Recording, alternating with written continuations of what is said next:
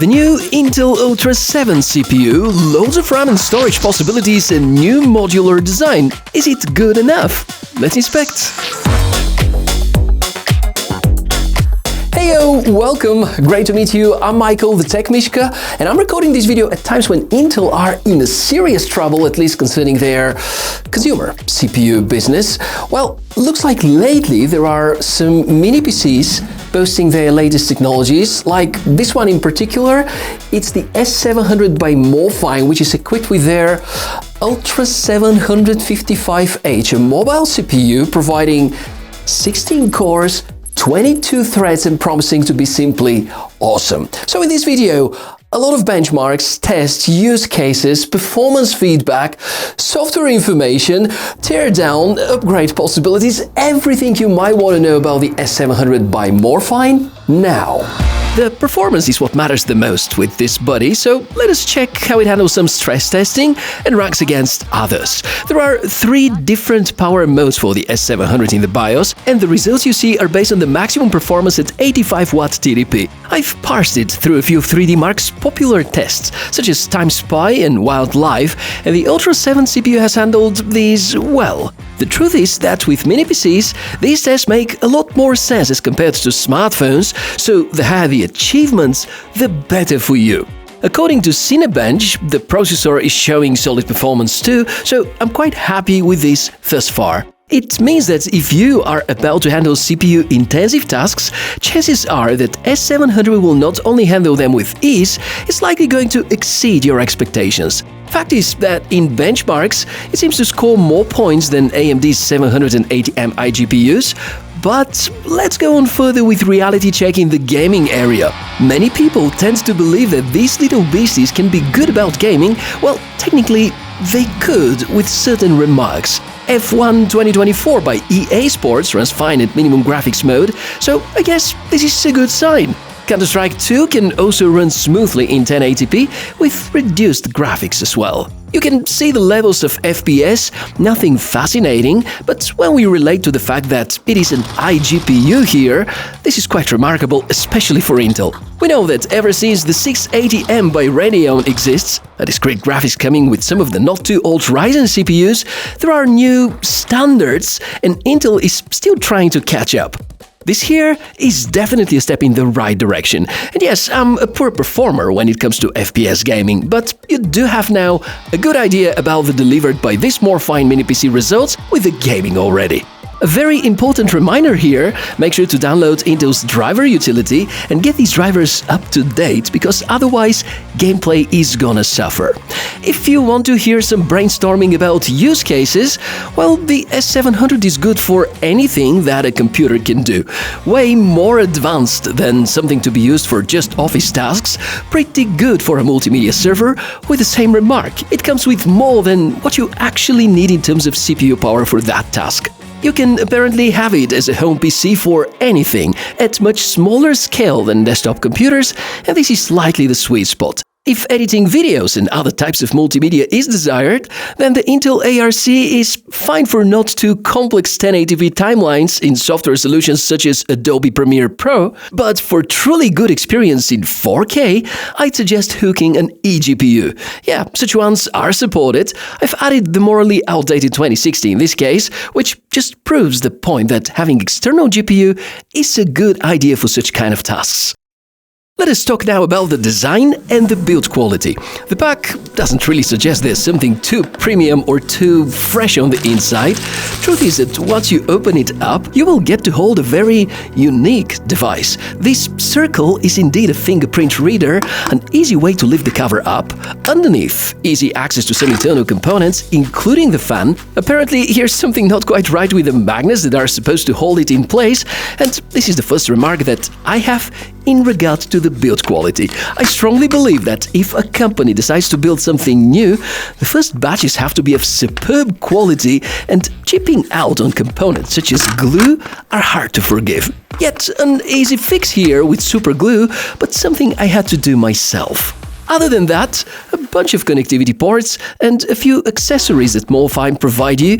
There's a power adapter, a VESA mount and HDMI cable. And since personal computers are something that we mostly pick based on specs, there are the most important about Morefine's S700. The awesome CPU, the new Intel ARC graphics, the fast DDR5, the M2 storage, the Wi-Fi 6E support, possibility to feed up to 4 monitors simultaneously, there's a fingerprint scanner, a small info display, RGB LED illumination at the bottom, fan and vapor chamber-based cooling, 2 LAN ports, and even a licensed Windows 11 Professional Edition. At this very moment of my reviews, I usually take a moment in order to give my point of view about the technical specifications. Well, intentionally, I keep the system on because this is the only way you're going to see this really beautifully looking LED strip. And also, we have this display showcasing the CPU state at the moment, plus the temperature of the mini PC as well.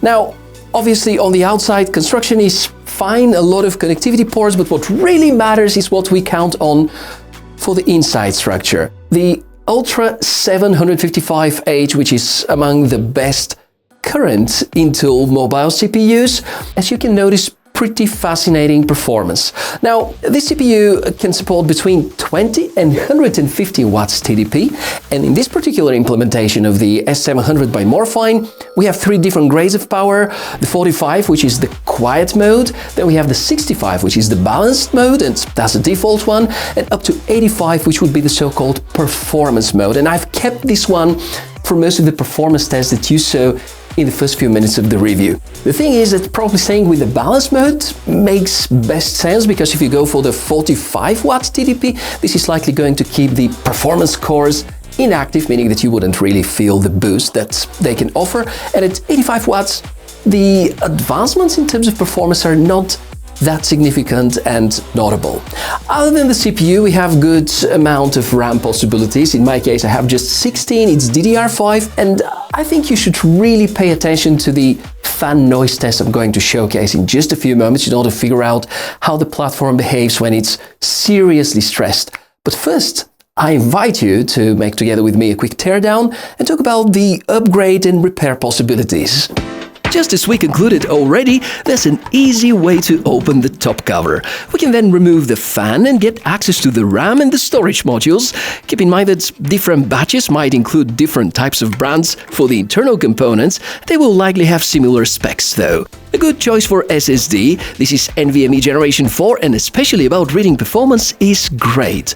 As a conclusion, if you get a hardware issue with the system board or the CPU, this is hardly fixable, but RAM, storage, Wi-Fi, the power supply, they can be replaced, and some of them even upgraded in order to get better experience. Plus, Morefine offer the mini PC in bare-bone variation too, in case you want to make the choice for internal components on your own.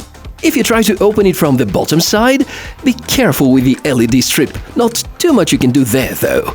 As for connectivity, Morefine go for pretty much the maximums that the platform can provide. 2 LAN ports delivering 2.5 gigabit each. Wi-Fi is Cat6e in terms of category.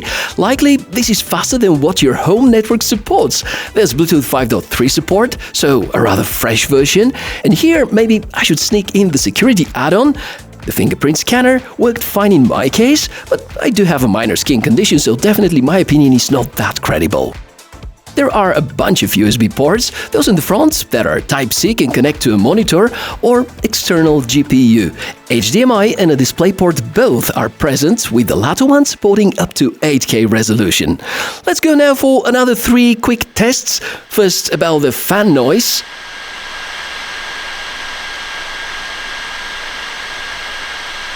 Next, we measure the power consumption. The display on the PC itself briefs you about the CPU consumption in most of the cases, and this here is the measured total amount of power consumed at 85 watts TDP. And, of course, the heat map, something I've recorded after keeping the computer at maximum load for about 30 minutes.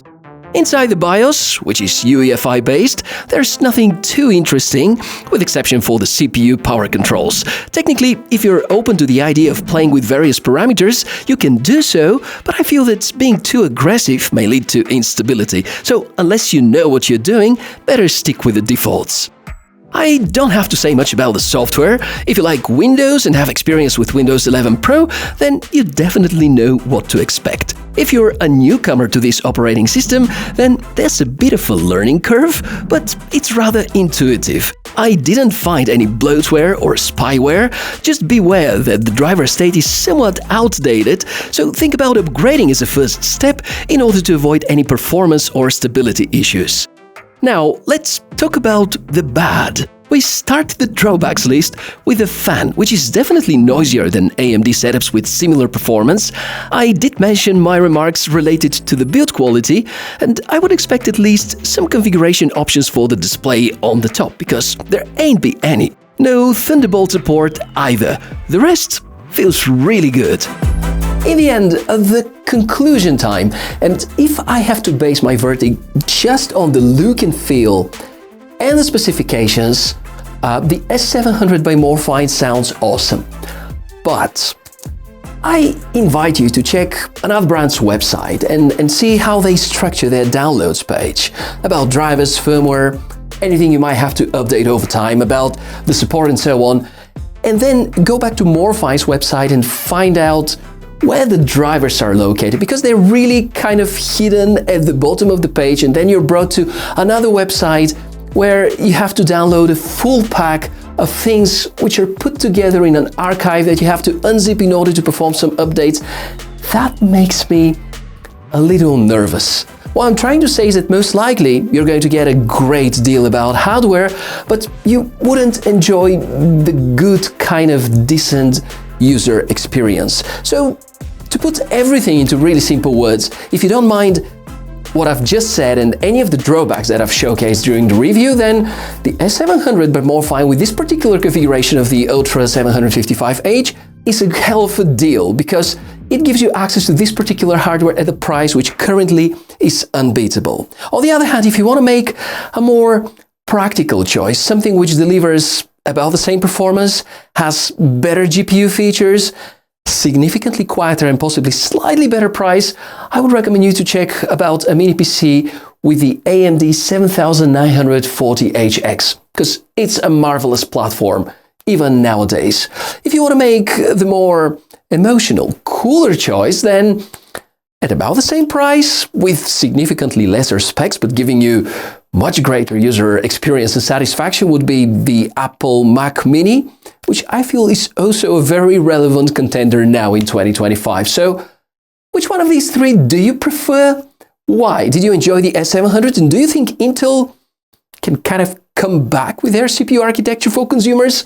Let's talk about all of this in the section right below the video. Thank you very much for watching this episode till the end. If you find it useful, give me a like and subscribe to the channel for more cool tech inspections. And I, Michael, the Tech Mishka, can't wait to see you in the next one. Bye!